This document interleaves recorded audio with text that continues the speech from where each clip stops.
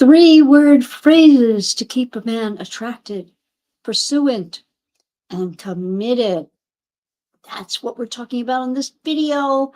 I want you to get these 3-word phrases, and there are some 2-word and maybe even a 4-word phrase in there too.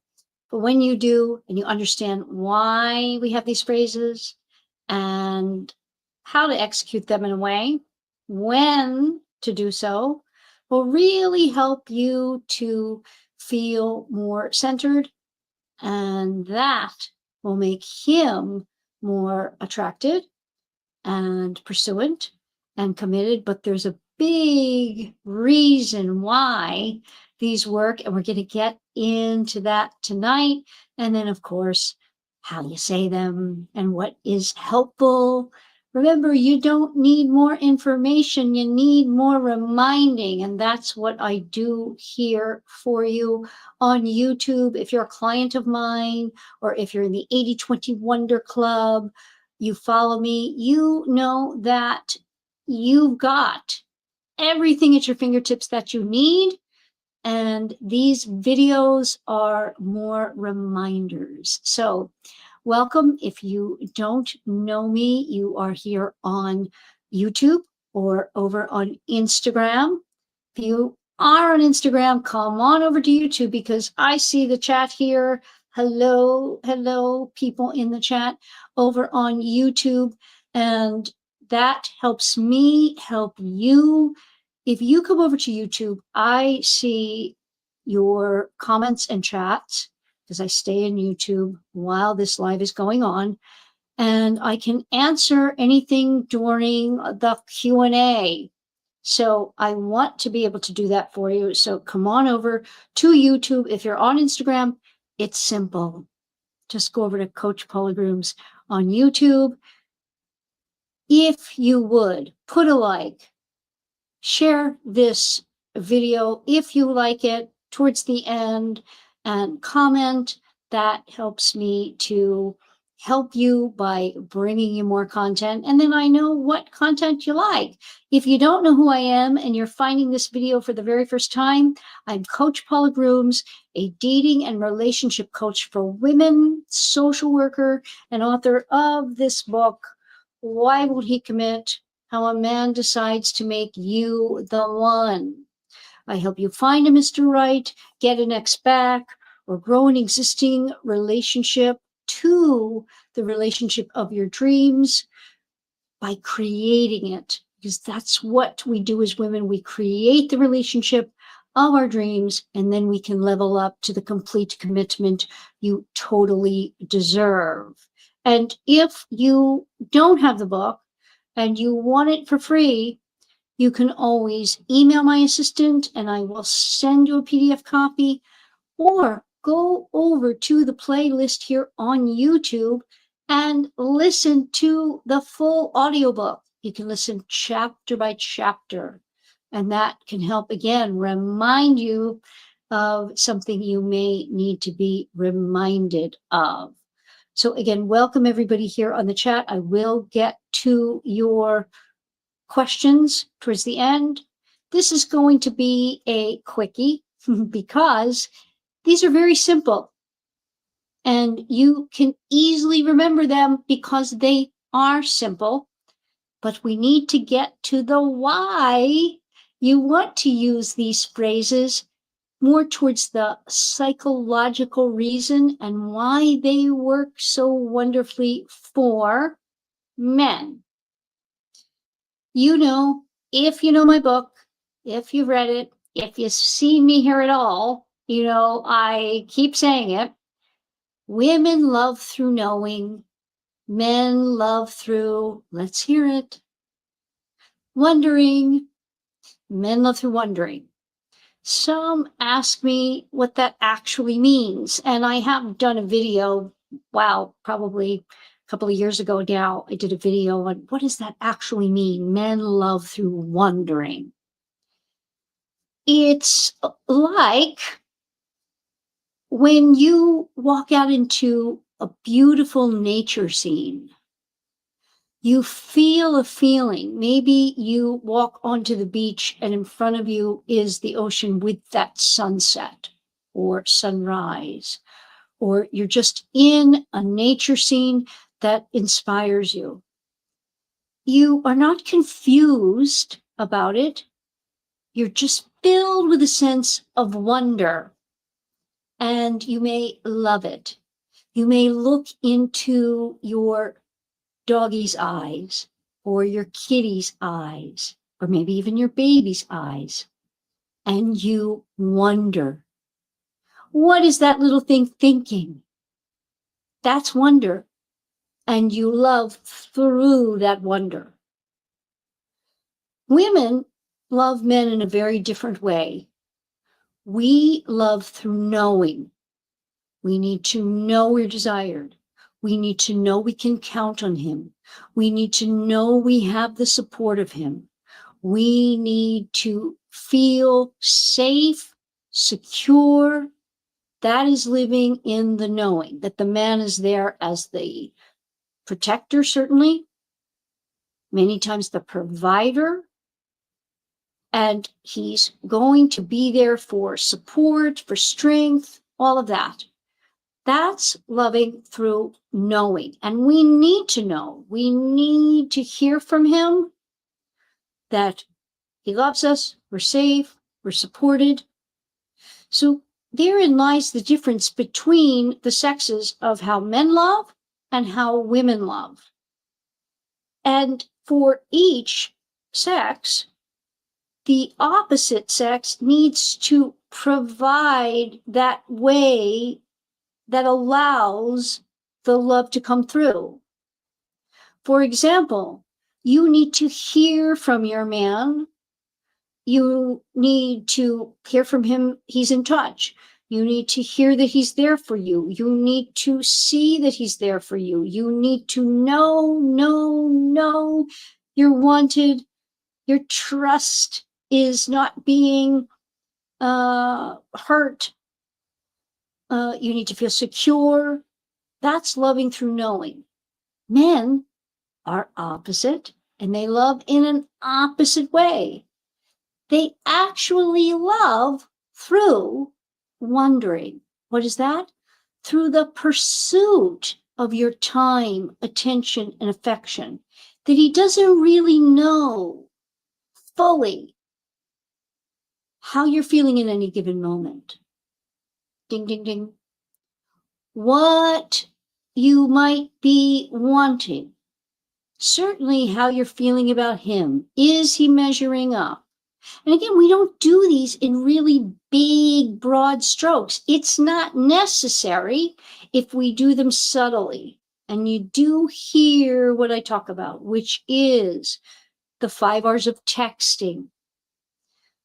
And watch that video if you hadn't. It's an old one, but it's up here, and I'll probably do it again. It's very important because texting is a way we relate now. It's a big part of any relationship. So it's very important that we allow for the wondering of the man, big, small ways, and texting can be a small way, but yet a significant way. And these phrases help him wonder. Now, these are not to be confused with words of wonder. If you've worked with me at all, or you've been on other lives where I've provided the words of wonder, you know that in conversation, words of wonder help him to wonder as well. But these phrases are different than words of wonder. And I will link the document Words of Wonder that you can get in a PDF too, if you want to know that. So words of wonder are things like he's talking to you about whatever. You may or may not be interested in it, but you want to be present, you want to be interested, and you want him to continue talking without showing any kind of judgment about it.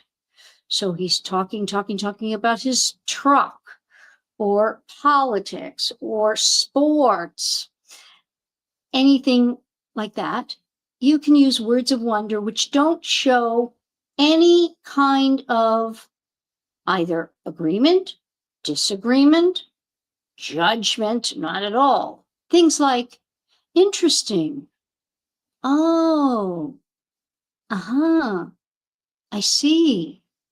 Wow. Hmm. Well, that's something.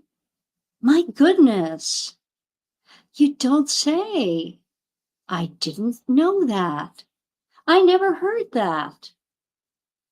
You see, I have a whole list of them that you can just have at your fingertips because it allows for the person to continue, the man in this case, shows you're listening, doesn't cut him off, allows him to continue to talk without any kind of judgment. And they are helpful in that he's not getting any pushback. He's not feeling judged at all. And so, in that sense, he can be wondering. People, I should say, if you do this, the man in this case, or anyone that you're doing it with, will walk away thinking, wow, that person's a good conversationalist. And you didn't say anything. And you're not even agreeing. Because, say, for example, this is always a good one for politics, religion, sex, anybody who's coming up to you and talking to you, maybe it's at a gathering socially, and they're saying something that might make you feel a little uncomfortable, like, I don't know where to go with this conversation. This can happen all the time with politics, say. Someone comes up to you and they say, can you believe what you heard today from on the news or whatever? And you don't want to belie anything or be offensive. Words of wonder can really be helpful. No. What is that, right? And then they start talking about it. And you see that they're on the complete opposite side of the political aisle. Well, you don't want to cause any issue, so you use words of wonder. You're a Trump fan, and they say, can you believe what Trump did? And he's so bombastic, and he did that, and he did the other thing. What is it going to get you? To defend him, be offended, whatever. You just say, yeah, interesting. Uh-huh. Ah, wow. I didn't hear that. I didn't know that. My goodness. Well, that's something. You see, didn't belie anything, and you're not agreeing.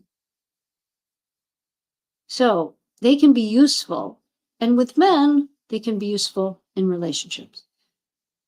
These phrases are taking it to a little bit of a different level when your man is wanting answers from you about something. Now, this can be from the time you first meet and start dating all the way up into and through marriage, because it is male to want a bar to be set for them that they are going to jump over. That's typically very male. So these phrases are more to make him wonder about your thoughts and when. For example, he's talking about something in the relationship. I'll need to think about that. Now, that's more than 3 words, right? I'll think about it. I'll think on that. Let me think. I'm not sure. I wonder about that. I'll consider it. Something to consider. Something to ponder. You see if I missed any. Who knows? We'll see. We'll see. You see, I'm not giving anything definitive. That makes a man wonder. Now you could say, well, that might be obfuscating. It might be kicking the can down the road. It might not be genuine. Here's what I want you to think about. Being genuine in the moment might be hurtful if you are not regulated. And if you're not really sure where this is going or what he is alluding to. Here's a typical scenario of the phrases allowing him to get more attracted, be more pursuant, and eventually commit. Because again, a man needs the bar to jump over, conquer, and then he feels like the challenge has been worth it and he's gotten the prize. This is very easily seen in sports. And make no mistake, the male mind came up with sports. Somewhere along the line, in our caveman days, they started throwing sticks at each other, and maybe, who knows how, some kind of game came up. But it's play, and men like to play in whatever they do. Whether it's their financial life, their career, their education, the challenge, meet the challenge, succeed it, and even surpass it. And with women, it is the same. So, in the beginning, you want to hold back on sex in the beginning because, again, you want to stay in the Madonna category of Freud's Madonna whore. We do a lot on that here, so that he feels safe, that you're a woman for a relationship, because that's going to allow him to commit. And by just 2 words, remember I said we were going to have 2-word phrases, 3-word phrases, 4-word phrases. Simple, and I've done a whole video on this. The power of not yet. It's not a no. It's just not yet. You show, I like you. I'm enjoying this. It's that I make the decision about when I'm going to have sex. And that shows the man you can be safe because what you do with him, he thinks you could do, would do, or are doing with all men. So when you hold off with sex with him, that shows him you can hold off sex with other men. And you decide. That makes him feel safe that you are in girlfriend, relationship, wife, mother category. The power of not yet. And that you can use in other cases too. Not yet. And then he says, well, when? Now, this can be about anything. When will you know about going on that trip? When will you feel something, whatever the scenario is? I'm not sure. Well, do you think in this amount of time? I don't know. I'll think on that. Something to consider. And then you can always pull out the Not yet. But you see how the words and phrases here go along with the man wondering. When you understand how foundational it is to a man loving you, you allow for the wonder. And don't thwart it through telling everything. Allow things to unfold. Think of yourself as a beautiful onion that he's peeling back the little layers, if that helps. I hope that makes sense, and you can take some of these words and phrases and use them to your advantage. You can use them in text. Not sure. I'll think on it. Maybe so. Something to consider. Very simple, right? Very, very simple. It's in the use of them that's the difficulty, because we need more reminding. Remember, we don't need more information. Typically, we've got a lot of information. We just need more reminding. So you hear things in a different way in these videos that I tell you in a bit of a different way. And it just solidifies your knowing. It reminds you. So I'm going to open it up to any Q&A. Anybody here over on YouTube have a question, comment about this? What do you think? Do you know it works?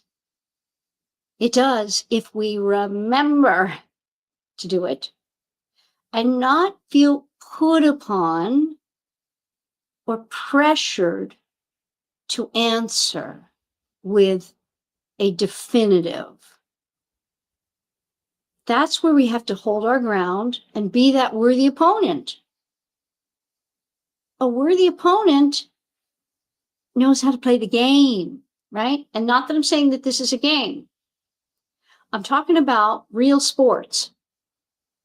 A truly worthy opponent knows how to play and is at the same level and enjoys the sparring, enjoys that the opponent is at a certain level, because that's when it's most fun to play the game. And he needs to see that it's I'm evaluating. There's another one, really, you could say. I'm evaluating, which is pretty much, I'll think on it. Something to consider. I'll ponder that. You see? You can use them at any time. Now you have them here. Very few that you just pull out, and especially if you get stuck and you don't know what to answer. Yeah. Because many times, if you do that, you allow for the man to figure it out and come to you with something more definitive or more towards your liking. So if you're hearing something, you're not really quite liking that, then give one of these phrases. I'm not sure about that. Not so sure. I'll think on that one. I got to think about that. Something I have to consider. I'll ponder that one. You see? That allows for him to think, because remember, he's not going to verbalize things in the way that you do. He doesn't have that readily available to him. He must go away and think about it and then come back. So, any questions here? on the use of those, I think you get the why and why it is so significant to use phrases like this and the words of wonder. Again, if you want either of those documents, sorry, it's just one. If you want the words of wonder PDF, I'll put the link down below once this video is up. And I would appreciate if you will do me the favor and subscribe, share, comment here, put a like on the video. I see that many of you have. I appreciate that. It helps me enormously. It helps me to keep going and grow on YouTube, because that will be very significant for all of us to build the community. And I'm hoping to build out a community here on YouTube, figuring out how to do that. And that'll be next. So again, ask a comment now if you want to ask a comment. Thank you for the hellos. Good to see you here. Nice to see these, the folks that are here often and supportive. That makes me feel wonderful. And so without any comments or questions tonight, I'm going to love and leave you so your man doesn't. And I will see you in the next video.